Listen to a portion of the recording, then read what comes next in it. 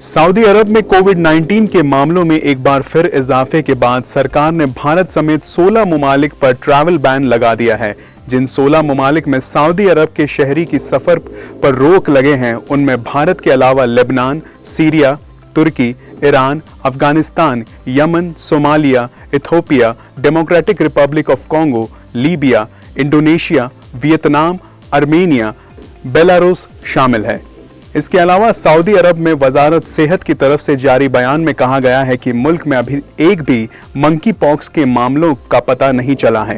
हिफाजती सेहत के लिए डिप्टी हेल्थ मिनिस्टर अब्दुल्ला असीरी ने कहा कि मुल्क के पास मंकी पॉक्स मामलों के पता करने की सलाहियत है।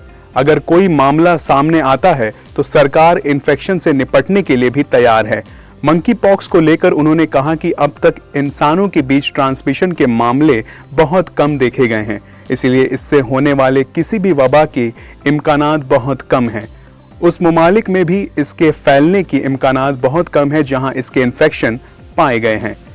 इस बीच वर्ल्ड हेल्थ ऑर्गेनाइजेशन WHO ने 11 ममालिक में मंकी पॉक्स के 80 मामलों की कंफर्मेशन की है और कहा है कि तंजीम इसके फैलने की इम्कानात को बेहतर ढंग से समझने के लिए काम कर रहा है। जुम्मे को जारी एक बयान में WHO ने कहा कि वायरस कई ममालिक में कुछ जानवरों की आबादी में पाए गए हैं, जिससे मुकामी लोगों और मुसाफिरों में इसका असर देखा गया है।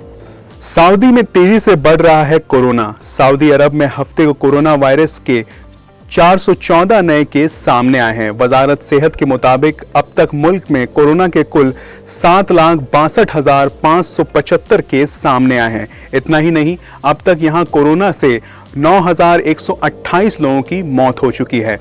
वजारत की ओर से कहा गया कि मौजूदा केसों में 81 की हालत नाजुक है। सऊदी अरब में गुज़िश्ता 24 घंटों में कोरोना से 474 लोग ठीक हुए हैं। मुल्क में अभी भी 6,448 एक्टिव केस हैं। सऊदी में मंकी पॉक्स का कोई केस नहीं मिला। मंकी पॉक्स के मामलों को लेकर सऊदी अरब ने साफ किया है कि वहां इस बीमारी से जुड़ा एक भी मामला दर्ज नहीं हुआ है।